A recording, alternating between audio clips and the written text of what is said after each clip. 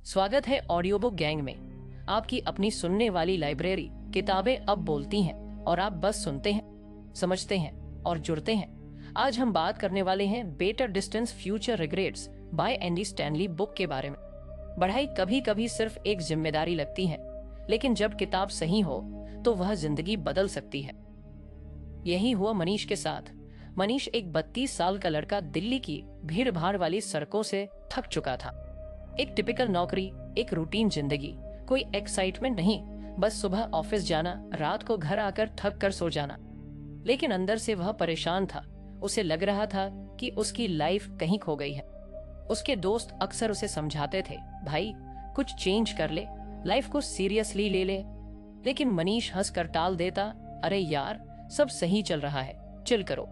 वह अपनी बात को कन्विंस करने के लिए इतना कॉन्फिडेंट दिखता कि सामने वाला भी मान जाता। लेकिन असल में मनीष खुद से कभी ऑनेस्ट नहीं था। एक दिन जब उसका मूड बहुत ऑफ था, उसने रैंडम अमेज़न पर एक साइड टेबल पर रख दिया। एक हफ्ते तक उसे टच भी नहीं किया। लेकिन फिर एक रात जब उसकी नींद नहीं आ रही थी, वह उठकर बैठ गया। बाहर बारिश हो रही थी और उसे लगा शायद यही सही टाइम है। उसने किताब उठाई और पढ़ना शुरू कर दिया। किताब के पहले ही चैप्टर में लिखा था, the integrity question, am I being honest with myself. Manish ने इसे 3 बार पढ़ा। उसे समझ में नहीं आ रहा था कि इतनी सिंपल लाइन में इतना वेट कैसे हो सकता है। फिर उसने पढ़ना जारी रखा। स्टैनली ने लिखा था कि सेल्फ डिसेप्शन यानी खुद को धोखा देना हमारी लाइफ के बड़े डिसीजंस को खराब कर देता है।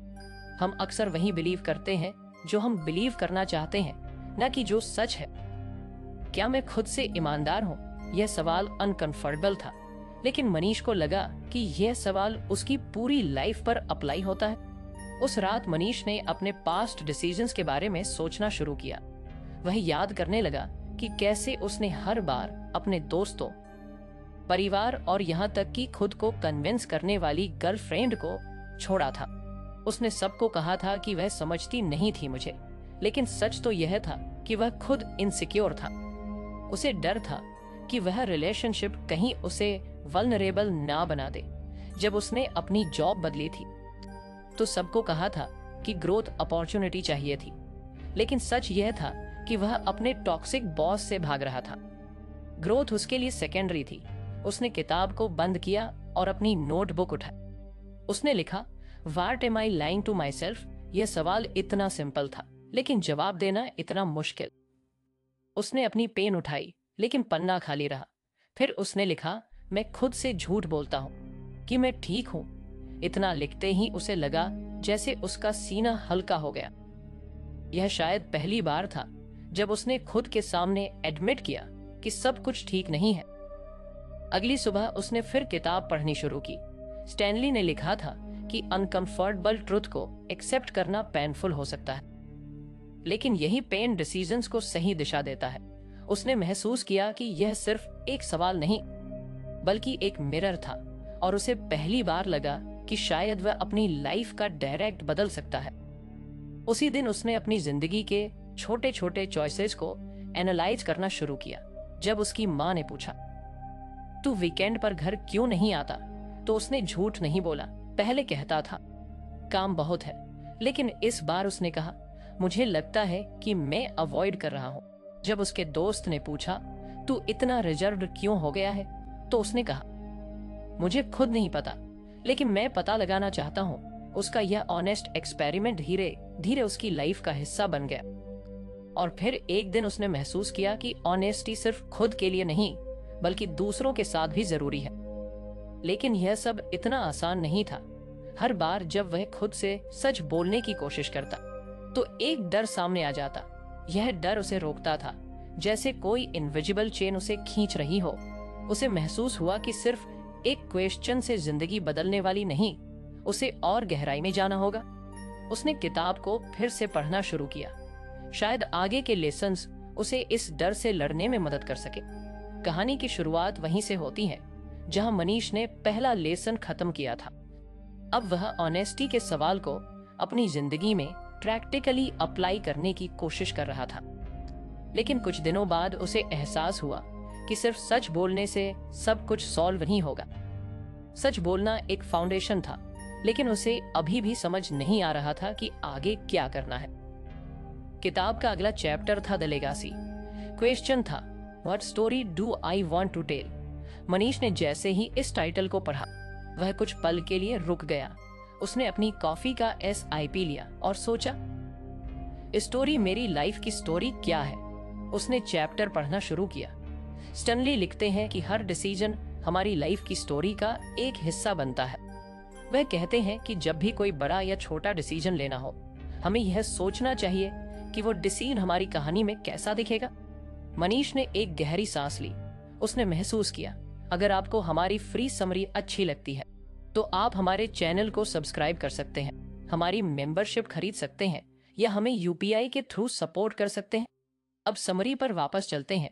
वह सिर्फ इमीडिएट प्रॉब्लम्स को सॉल्व करने और छोटे छोटे गोल्स अचीव करने में लगा रहता था, लेकिन लॉन्ग टर्म इम्पैक्ट लेगासी ये शब्द तो उसकी डिक्शनरी में ही नहीं थे। किताब के इस हिस्से को पढ़ने के बाद उसने अपनी नोटबुक फिर से खोली।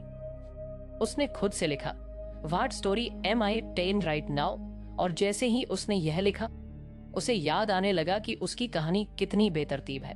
कॉलेज के दिनों में जब उसके दोस्तों ने स्टार्टअप शुरू किया था तो वह भी उनके साथ जुड़ना चाहता था, लेकिन उसने खुद को कन्विंस किया कि ज्यादा इम्पोर्टेंट है।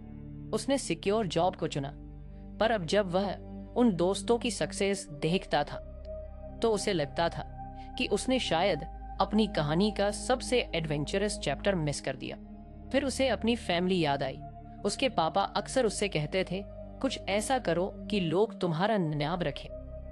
और मनीष हर बार हंसकर कहता, अरे पापा सब ठीक है, लाइफ को इतना सीरियस नहीं लेते। लेकिन अब उसे एहसास हुआ कि वह शायद खुद को कन्विंस कर रहा था। उसने खुद से एक और सवाल पूछा, what story do I want to tell in 10 years। इस सवाल ने उसे अजीब सा अनकंफर्टेबल कर दिया। उसने कभी अपनी लाइफ को इतना आगे तक नहीं सोचा था। उस दिन शाम को उसने एक पार्क में जाकर वॉक की। वहां हर तरफ लोग अपनी अपनी जिंदगी में बिजी थे। कोई जॉब कर रहा था, कोई अपने बच्चों के साथ खेल रहा था, और मनीष बस उन सबको ऑब्जर्व कर रहा था। उसे लगा, इनमें से हर किसी की एक स्टोरी है, मेरी क्या है। वह अपनी कहानी का स्ट्रक्चर बनाने की कोशिश करने लगा। उसे लगा कि हर अच्छी कहानी के 3 पार्ट्स होते हैं, एक अच्छा स्टार्ट, कुछ कॉन्फ्लिक्ट्स और फिर एक मीनिंगफुल कंक्लूजन। उसने सोचा, क्या मेरी कहानी में मीनिंग है या यह बस एक बोरिंग जॉब और रैंडम एक्सक्यूज की सीरीज है। किताब में आगे स्टैनले ने लिखा था कि हमें निर्णय ऐसे लेने चाहिए जो हमारी मूल्य और इच्छित परिणामों के साथ संरेखित हों। मनीष को महसूस हुआ कि उसके निर्णय अक्सर अल्पकालिक सुविधा के लिए होते थे, न कि किसी बड़ी पिक्चर को ध्यान में रखकर। अब उसे एक्शन लेना था। उसने अपने छोटे छोटे डिसीजंस को लेगासी पर्सपेक्टिव से देखना शुरू किया। जब उसके दोस्त ने पूछा, तो वीकेंड्स पर तो मुझे इसे लिखना सीखना होगा। एक दिन ऑफिस में उसका बॉस उससे किसी प्रोजेक्ट पर जल्दी डिसीजन लेने को कह रहा था। मनीष को लगा कि वह डिसीजन सही नहीं है, लेकिन बॉस के प्रेशर में उसने पहले कभी मना नहीं किया था। लेकिन इस बार उसने रुककर खुद से पूछा, क्या मैं यह डिसीजन अपनी कहानी का हिस्सा बनाना चाहूं? उसने पोलाइट मना कर दिया और सरप्राइजिंगली बॉस ने उसकी बात मानी। मनीष अब अपने हर छोटे बड़े चॉइस को अपनी कहानी के कॉन्टेक्स्ट में देखने लगा, लेकिन यह इतना स्मूथ नहीं था। कुछ चॉइस बहुत चैलेंजिंग थी। एक बार उसकी पुरानी गर्लफ्रेंड ने उसे कॉल किया। वह दोनों अलग हो गए थे, लेकिन वह कॉल उसकी जिंदगी में एक नया कॉन्फ्लिक्ट लेकर आया। उसने सोचा, अगर मैं उससे फिर से बात करना शुरू करता हूँ तो क्या यह मेरी कहानी को बेहतर बनाएगा या इसे और कॉम्प्लिकेट कर देगा? उसने खुद से पूछा, what story do I want to tell about this. और यह सवाल पूछने के बाद उसने धीरे धीरे उससे दूर रहने का फैसला किया। मनीष को अब यह समझ में आने लगा था कि डिसीजन सिर्फ एक्शंस नहीं है, वे हमारी जिंदगी की स्क्रिप्ट लिखते हैं। और अगर स्क्रिप्ट बोरिंग या मैसी लग रही है तो उसे चेंज करने का पूरा कंट्रोल हमारे पास है। लेकिन फिर भी कई सवाल थे जिनके जवाब उसे नहीं मिल रहे थे, जैसे क्या मैं सही डायरेक्शन में जा रहा हूँ और क्या मैं खुद को सिर्फ चॉइस ले रहा हूँ। यहीं पर उसने किताब का अगला चैप्टर खोलने का फैसला किया। उसने सोचा शायद अगला सवाल मेरी इस उलझन का जवाब दे सके। मनीष की जिंदगी अब धीरे धीरे बदल रही थी। वह छोटे छोटे डिसीजंस को ज्यादा कॉन्शियसली लेने की कोशिश कर रहा था। Am I being honest with myself, और क्या कहानी में सुनाना चाहता हूँ, जैसे सवाल उसकी जिंदगी में गाइड पोस्ट की तरह काम करने लगे थे। लेकिन बदलाव की यह जर्नी इतनी स्मूथ नहीं थी। एक दिन जब वह ऑफिस से घर लौट रहा था, उसे एक पुराने दोस्त सिद्धार्थ का कॉल आया। सिद्धार्थ ने उसे बताया कि वह एक नया बिजनेस वेंचर शुरू कर रहा है और चाहता है कि मनीष उसमें इन्वेस्ट करे। मनीष को यह आइडिया अच्छा लगा, लेकिन उसके अंदर एक हल्की सी अनीज भी थी। उसे समझ नहीं आ रहा था कि वह हाँ कहे या ना। उस रात मनीष ने किताब का अगला चैप्टर पढ़ने का फैसला किया। चैप्टर का टाइटल था the conscious question, is their attention that deserves my attention. Manish ने इस लाइन को पढ़ा और तुरंत उसे अपनी करंट सिचुएशन याद आ गई। उसने सोचा, क्या मेरी इस हल्की सी अनीज का मतलब कुछ हो सकता है? स्टैनले ने चैप्टर में लिखा था कि जब भी किसी डिसीजन को लेकर टेंशन या डिस्कम्फर्ट हो, उसे नजरअंदाज नहीं करना चाहिए। यह टेंशन हमारे कॉन्शियस यानी हमारी अंतरात्मा की आवाज हो सकती है। कई बार हम इस वॉइस को दबाने की कोशिश करते हैं, लेकिन यही वह मोमेंट्स होते हैं जब हमें पॉज लेना चाहिए। मनीष ने अपनी नोटबुक निकाली और लिखा, Why do I feel uneasy about investing in Siddharth business? वह कुछ देर तक ब्लैंक पेज को देखता रहा। फिर उसने धीरे धीरे लिखा, What if the business fails? Do I trust Siddharth judgement completely? उसने महसूस किया कि उसके अंदर यह सवाल पहले से मौजूद थे, लेकिन वह कॉन्शियसली उन्हें नजरअंदाज कर रहा था। वह खुद को कन्विंस करना चाहता था कि यह अपॉर्चुनिटी एक्साइटिंग है, लेकिन उसकी कॉन्शियस उसे कुछ और कह रही थी। अगले दिन उसने सिद्धार्थ से मिलने का प्लान बनाया। वह उससे डिटेल में बात करना चाहता था। सिद्धार्थ ने बहुत कॉन्फिडेंटली उसे बिजनेस का पूरा प्लान समझाया, लेकिन मनीष को फिर भी कुछ मिसिंग लगा। उसने उससे डायरेक्टली पूछा, क्या तुमने मार्केट रिसर्च की है? सिद्धार्थ कुछ हेसिटेशन के प्रेशर में यह डिसीजन लेने जा रहा था। उसने अपनी कॉन्शियस की बात सुनने का फैसला किया। उसने सिद्धार्थ से पोलाइट कहा कि उसे और सोचने के लिए टाइम चाहिए।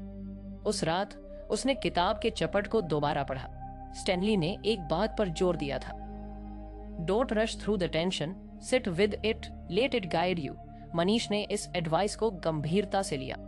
उसने सोचा, क्या मैं बाकी डिसीजंस में भी इस टेंशन को इग्नोर करता रहूं? उसने अपने पास्ट को रिवाइंड करना शुरू किया। जब उसने अपनी पहली नौकरी एक्सेप्ट की थी, तब भी उसे ऐसा ही अनीज महसूस हुआ था। उसे लगा था कि वह जॉब उसके लिए सही नहीं थी, लेकिन सैलरी अच्छी थी। उसने उस टेंशन को नजरअंदाज किया और कुछ ही महीनों में उसे रियल लाइफ ने अनहैप्पी बना दिया।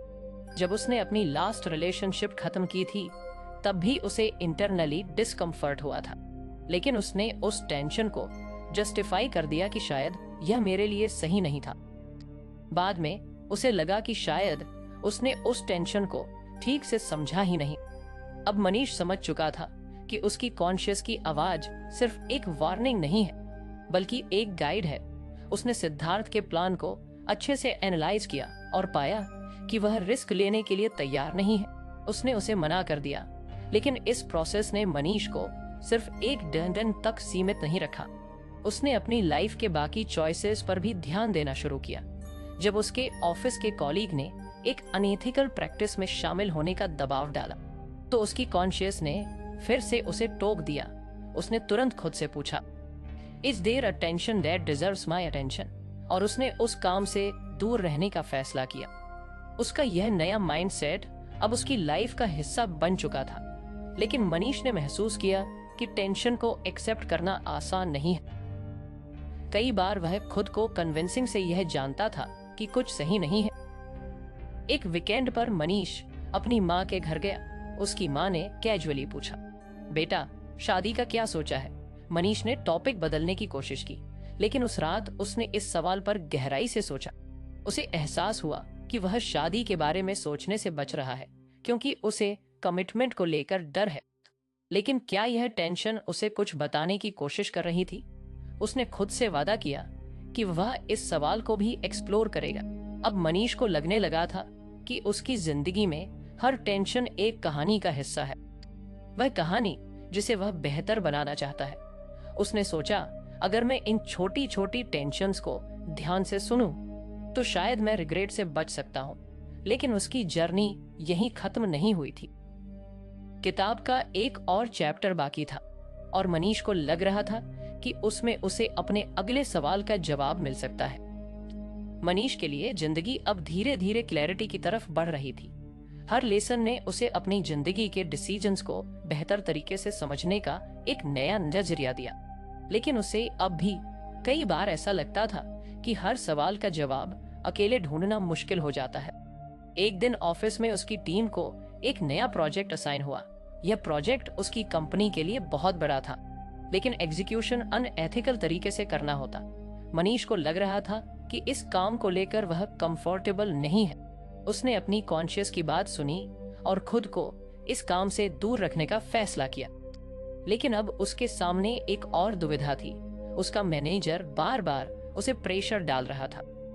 उसने मनीष से कहा, अगर तुम इस प्रोजेक्ट को लीड करोगे तो तुम्हारी प्रमोशन ऑलमोस्ट है। यह तुम्हारे करियर के लिए एक बड़ा मौका है। मनीष के अंदर टेंशन बढ़ने लगी। उसे समझ नहीं आ रहा था कि इस सिचुएशन को कैसे हैंडल करे। उसी रात उसने किताब का अगला चैप्टर पढ़ना शुरू किया। चैप्टर का टाइटल था the community question, what would my family and friends advise me to do. Manish को लगा कि शायद यही सवाल उसके करंट प्रॉब्लम का सोल्यूशन दे सकता है। स्टैनली ने लिखा था कि डिसीजंस अक्सर सिर्फ हमारे बारे में नहीं होते, उनका असर हमारे रिलेशनशिप्स और सोशल स्टैंडिंग पर भी होता है। उन्होंने सलाह दी कि जब भी आप किसी मुश्किल डिसीजन में फंसे हों, तो ट्रस्टेड फैमिली और फ्रेंड से सलाह लें। पर्सपेक्टिव शायद उस चीज को देख पाएं जो आप खुद नहीं देख पा रहे। मनीष ने चैप्टर पढ़ा और खुद से पूछा, अगर मैं इस सिचुएशन के बारे में अपने पापा से बात करूं, तो वह क्या कहेंगे, या मेरे दोस्त राहुल से। उसे अपने पापा की याद आई। उनके वैल्यूज हमेशा ऑनेस्टी और एथिक्स पर आधारित रहे थे। मनीष को लगा कि अगर वह इस सिचुएशन के बारे में अपने पापा को बताएगा, तो उनका जवाब साफ होगा, गलत काम से सक्सेस मत पाना। उसने तुरंत अपने पापा को कॉल किया।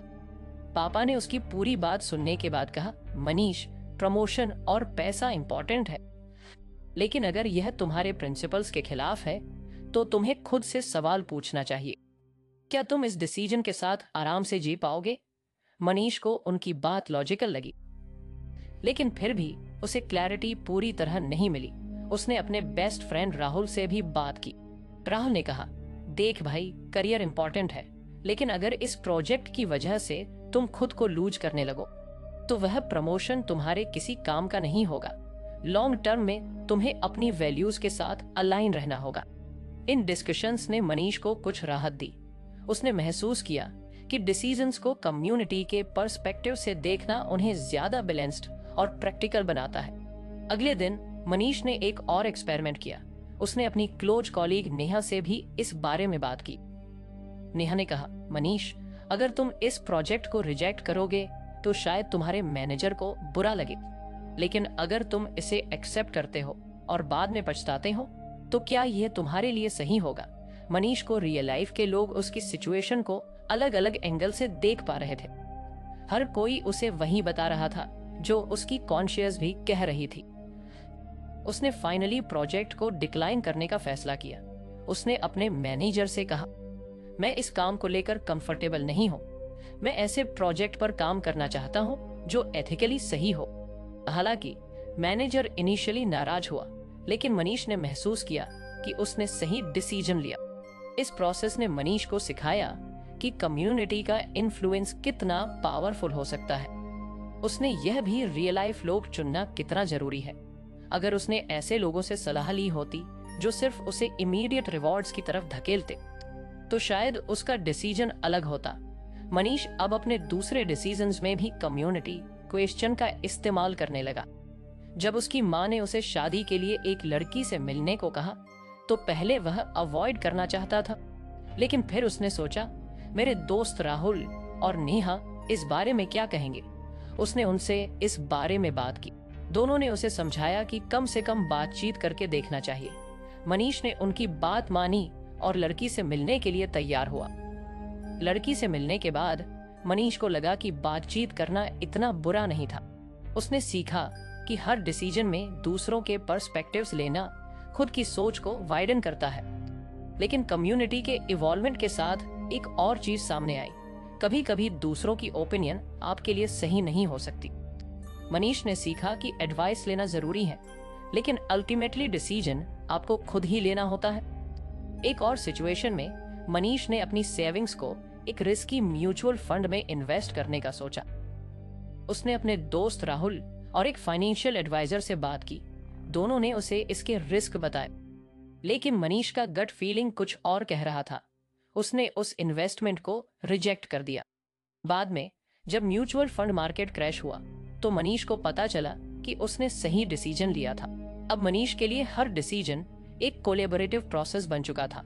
वह अपनी फैमिली और ट्रस्टेड फ्रेंड्स की सलाह को अपनी कॉन्शियस के साथ बैलेंस करना सीख चुका था।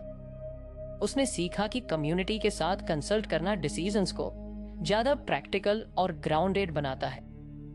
लेकिन मनीष को यह भी पता था कि अभी उसकी जर्नी खत्म नहीं हुई थी। उसने किताब का अगला चैप्टर खोलने का मन बनाया, क्योंकि हर लेसन उसे अपनी जिंदगी के एक नए पर्सपेक्टिव से रूबरू करा रहा था। हमीश की जिंदगी में अब काफी बदलाव आ चुका था। किताब के हर नए चैप्टर ने उसे अपनी डिसीजंस को एक नई रोशनी में देखने का मौका दिया था। उसने ऑनेस्टी, लेगासी, कॉन्शियस और कम्युनिटी जैसे बड़े सवालों का जवाब ढूंढ लिया था। लेकिन अब उसे महसूस हो रहा था कि यह सब ठीक है, लेकिन कुछ और जरूरी सवाल भी हैं। क्या उसके डिसीजंस सिर्फ उसकी के लिए ही अच्छे हैं? क्या वह दूसरों के लिए भी सही कर रहा है?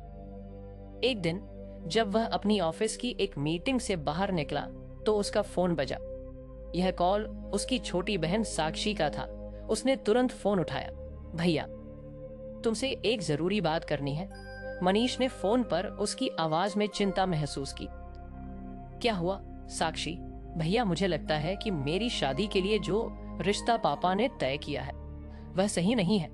मैं इसके लिए तैयार नहीं हूँ। मनीष को समझ में नहीं आया कि साक्षी ऐसा क्यों महसूस कर रही थी। पापा ने हमेशा साक्षी की जिंदगी के बारे में फैसला किया था और वह हमेशा इस फैसले से सहमत रही थी।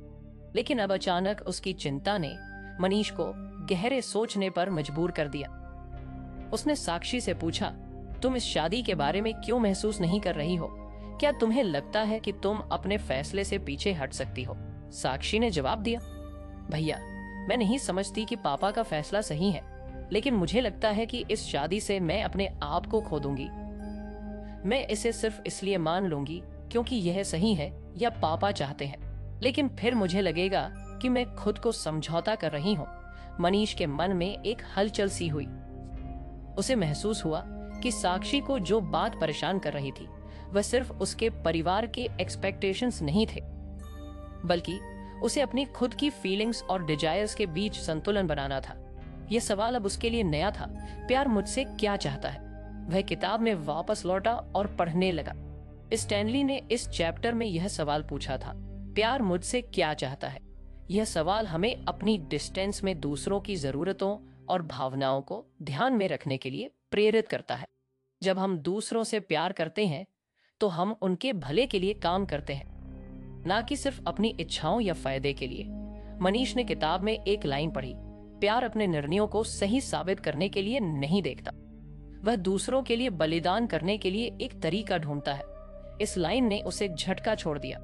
उसने महसूस किया कि उसे अपनी बहन के मामले में वही करना चाहिए जो उसके लिए सही है, भले ही यह पापा की उम्मीदों के खिलाफ क्यों न हो। उसने साक्षी से कहा, तुम सही कह रही हो, तुम्हारी फीलिंग्स जरूरी हैं। तुम अपनी आवाज उठाओ और पापा को बताओ कि तुम्हें क्या चाहिए। साक्षी को पहले कुछ डर था, लेकिन मनीष की बातों ने उसे साहस दिया। उसने परिवार से बात की और धीरे धीरे पापा ने उसकी फीलिंग्स को भी समझना शुरू किया। उसने देखा कि साक्षी का फैसला न केवल खुद को बल्कि पूरे परिवार को सिखाने वाला था कि हम अपने निर्णयों में दूसरों के भले को कैसे प्राथमिकता दे सकते हैं। लेकिन अब मनीष को लगा कि उसे खुद अपने डिसीजंस में प्यार की भावना को और गहराई से समझने की जरूरत है। उसे यह महसूस हुआ कि उसके द्वारा किए गए कुछ डिसीजंस सिर्फ अपनी आरामदायक स्थिति के लिए थे और उसने कभी उन लोगों के बारे में नहीं सोचा जिन पर उनका असर पड़ सकता था। एक दिन ऑफिस में उसके एक कॉलीग ने उसके पास आकर कहा, मनीष, तुमने जो डिसीजन लिया था पिछले महीने वह काफी अच्छा था, लेकिन क्या तुमने कभी सोचा कि वह डिसीजन पूरी टीम पर कितना असर डालता है? यह सवाल उसे चौंका गया। अब तक वह सिर्फ अपने फायदे के बारे में सोचता था, लेकिन उस एक सवाल ने उसे यह समझने की प्रेरणा दी कि किसी भी फैसले के लिए उसकी जिम्मेदारी सिर्फ खुद तक सीमित नहीं होनी चाहिए। उसे यह भी याद आया कि जब उसने पिछले साल किसी और प्रोजेक्ट में अपने दोस्त राजेश के साथ काम किया था, तो उसने उसे अकेला छोड़ दिया था क्योंकि वह प्रोजेक्ट उसे खुद करना आसान लगता था। राजेश ने उसे कई बार मदद के लिए कहा था, लेकिन उसने उसे नजरअंदाज किया। अब उसे समझ में आया कि प्यार और सहानुभूति का मतलब दूसरों के साथ अपने निर्णयों में सहयोग करना है। उसने राजेश से मिलकर माफी मांगी और उसे विश्वास दिलाया कि अगली बार वह उसे अकेला नहीं छोड़ेगा। उसने महसूस किया कि जब वह खुद को दूसरों की जगह रख कर देखता है तो उसकी खुद की पर्सपेक्टिव भी बदल जाती है। उसे समझ में आया कि प्यार और एम्पैथी के साथ फैसले लेने से न सिर्फ उसका खुद का जीवन बेहतर होता है, बल्कि उसके फैसले दूसरों की जिंदगी को भी प्रभावित करते हैं। इसके बाद मनीष ने खुद से एक सवाल पूछा, क्या मुझे अपने काम और पर्सनल लाइफ में भी यही अप्रोच अपनानी चाहिए? उसने महसूस किया कि प्यार और सहानुभूति सिर्फ रिश्तों तक सीमित नहीं है। अगर वह अपनी कंपनी में काम करने वाले लोगों के बारे में सोचता तो उसकी टीम भी और बेहतर काम करती। वह अपने कॉलीग से बातचीत करने और उन्हें समझने की कोशिश करने लगा। इससे न सिर्फ उसके काम का माहौल बेहतर हुआ, बल्कि उसके रिलेशनशिप्स भी मजबूत हुए। एक दिन जब वह अपने पुराने स्कूल में बच्चों को मोटिवेशनल टॉक देने गया, उसने वहां के एक बच्चे से पूछा, तुम लोग किसके लिए मेहनत करते हो? बच्चे ने जवाब दिया, हमारे माता पिता के लिए, ताकि वह हम पर गर्व कर सके। मनीष को यह सुनकर महसूस हुआ कि बच्चों का प्यार और सम्मान भी उतना ही जरूरी है। उसने सोचा, क्या मैं अपनी जिंदगी में ऐसे लोगों के लिए काम कर रहा हूँ जो मुझसे प्यार करते हैं? मनीष ने अपने जीवन के डिस्टेंस में प्यार को सबसे ऊपर रखा। वह अब महसूस करने लगा था कि प्यार हमें सिर्फ हमारे खुद के लाभ के लिए नहीं, बल्कि समाज और उसके सभी लोगों के भले के लिए काम करने की प्रेरणा देता है। अब मनीष को यह समझ आ चुका था कि अगर हम चाहते हैं कि हमारे फैसले सही हो, तो हमें पहले यह सोचने की जरूरत है कि दूसरे लोग कैसे प्रभावित हो सकते हैं। यही वह समय था जब उसने अपनी जिंदगी के फैसलों में सच्चे प्यार और सहानुभूति को सबसे ऊपर रखा। मनीष की जिंदगी में अब एक नई दिशा आ चुकी थी। हर लेसन ने उसे कुछ और परिपक्व किया था। किताब का हर सवाल, हर विचार उसे और ज्यादा समझने और महसूस करने के लिए प्रेरित कर रहा था। वह पहले से ज्यादा कॉन्शियस था कि उसके डिसीजंस अकेले उसके लिए नहीं होते, बल्कि वह समाज, परिवार और उसके आसपास के लोगों के लिए भी मायने रखते हैं। वह अब किसी भी डिसीजन को लेने से पहले उसकी गहराई से सोचता, उसे अपनी कॉन्शियस से परखता और फिर दूसरों के नजरिए को भी समझने की कोशिश करता। वह अक्सर सोचता कि यह बदलाव कहाँ से शुरू हुआ था। क्या वह पहले की तरह सिर्फ अपने फायदे के बारे में सोचता रहता? क्या वह कभी किसी डिसीजन में दूसरों के भले के बारे में नहीं सोचता था? किताब के हर चैप्टर ने उसे अपनी इंटरनल और एक्सटर्नल दोनों दुनिया को देखने का एक नया तरीका दिया। उसे अब यह समझ में आने लगा था कि प्यार और सहानुभूति के बिना कोई भी डिसीजन कभी पूरी तरह सही नहीं हो सकता। अब जब वह अपने दोस्तों या परिवार के साथ बैठकर बातें करता, तो वह पहले की तुलना में ज्यादा ईमानदारी से अपनी बातों को साझा करता था। वह जानता था कि किसी भी रिलेशनशिप में ट्रांसपेरेंसी और एम्पैथी सबसे जरूरी चीजें होती हैं। अगर वह अपनी जिंदगी के फैसलों में यही मूल मंत्र अपनाता, तो न सिर्फ उसकी अपनी जिंदगी बेहतर होती, बल्कि उसके आसपास के लोग भी खुश रहते। एक दिन उसके पास एक कॉल आया। यह कॉल उसके पुराने दोस्त अमित का था। अमित ने बताया कि वह एक बड़ी समस्या में फंसा हुआ था। उसका एक बड़ा बिजनेस डील लगभग खत्म हो चुका था, क्योंकि उसके कुछ बिजनेस पार्टनर्स अनएथिकल तरीके से काम कर रहे। अमित परेशान था और वह जानता था कि अगर वह इस डील को बंद करता है तो वह अपने करियर को बड़ा झटका देगा। मनीष ने तुरंत ही उसे समझाया, अमित, तुम्हारे फैसले से सिर्फ तुम्हारी जिंदगी नहीं बदलने वाली है, यह उन लोगों की जिंदगी को भी प्रभावित करेगा जो तुमसे जुड़े हुए हैं। अगर तुम अपने पार्टनर्स के साथ इस डील को आगे बढ़ाते हो तो सिर्फ तुम नहीं बल्कि तुम्हारी टीम और उनके परिवार भी इससे प्रभावित होंगे। क्या तुम उनके भले के बारे में सोच रहे हो? अमित कुछ देर तक चुप रहा और फिर उसने कहा, तुम सही कह रहे हो मनीष, मैंने सिर्फ खुद के बारे में सोचा था। मुझे लगता है कि मैं अब इस डील को बंद कर दूं और अपना रास्ता अलग कर लूं। मनीष को महसूस हुआ कि कभी कभी सिर्फ किसी के साथ बैठकर और उसके विचारों को समझकर भी हम किसी बड़े बदलाव का हिस्सा बन सकते हैं। यही उसने अपने सभी डिसीजंस में अपनाया था, प्यार, सहानुभूति और जिम्मेदारी के साथ। जब उसने अपनी बहन साक्षी से कहा था कि वह अपनी जिंदगी के फैसले खुद ले, तो उसने न केवल अपने परिवार के बारे में सोचा, बल्कि उसे यह भी समझ आया कि प्यार का मतलब है दूसरों को उनके फैसले लेने का अधिकार देना। उसी तरह उसने खुद को भी सिखाया कि सही फैसले लेना कभी आसान नहीं होता, लेकिन अगर वह अपने आसपास के लोगों की भलाई को प्राथमिकता देता तो वह कभी गलत नहीं हो सकता। समय के साथ मनीष ने अपनी कंपनी में एक नई पहल की। वह टीम के सभी लोगों के साथ बैठकें करने लगा, उन्हें समझने की कोशिश करने लगा। वह जानता था कि अगर उसे किसी भी प्रोजेक्ट या टास्क को सही ढंग से पूरा करना है तो उसे हर किसी की भावना और जरूरत को समझना होगा। वह अब एक नए तरीके से काम करने लगा, जहां हर व्यक्ति की आवाज सुनी जाती थी और हर किसी के निर्णय को सम्मान दिया जाता था। एक दिन जब उसकी टीम ने एक मुश्किल प्रोजेक्ट पूरा किया तो उसके साथियों ने उसकी सराहना की। वे सब जानते थे कि इस सफलता का कारण सिर्फ टीम का हार्ड वर्क नहीं था, बल्कि मनीष का अप्रोच था। उसे हर किसी की चिंता और दिल की बात सुननी आती थी।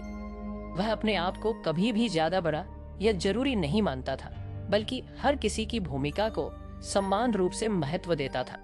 उसने महसूस किया कि जिंदगी के सबसे अच्छे फैसले वो होते हैं जब हम खुद से सवाल करते हैं, what does love require of me? यह सवाल उसके लिए अब जिंदगी का मूल मंत्र बन चुका था। उसकी सोच और निर्णय अब केवल खुद के भले के बारे में नहीं थे, बल्कि उन लोगों के बारे में भी थे जिनकी जिंदगी पर उसके फैसलों का असर होता था। कुछ समय बाद मनीष ने अपने जीवन के अगले चरण की ओर कदम बढ़ाया। वह अब सिर्फ अपने लिए नहीं, बल्कि उन सभी के लिए सोचता था जो उसके साथ जुड़े हुए थे। उसकी जिंदगी का हर फैसला अब जिम्मेदारी और प्यार के साथ लिया गया था।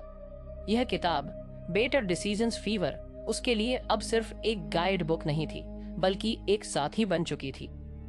हर लेसन ने उसे जिंदगी को नए नजरिए से देखने का मौका दिया था और उसे यह सिखाया था कि सबसे अच्छे डिसीजंस वही होते हैं जो हम प्यार और सहानुभूति के साथ लेते हैं। जब मनीष ने अपना फाइनल डिसीजन लिया तो वह जानता था कि उसने अपनी जिंदगी को एक बेहतर दिशा में मोड़ दिया है।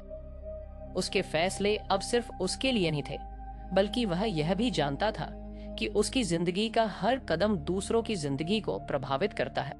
यही था प्यार का सबसे बड़ा रूप, किसी को सही राह पर चलने के लिए खुद की राह छोड़ना। ध्यान से सुनने के लिए धन्यवाद। अगर इस कहानी में आपको कुछ सच्चाई, कुछ संवेदना मिली हो तो कृपया ऑडियो बुक गैंग को सब्सक्राइब करें और अपने दोस्तों से साझा करें। फिर मिलेंगे नई आवाजों और नए विचारों की संगत में। जय हो। और जो इन नहीं है करे और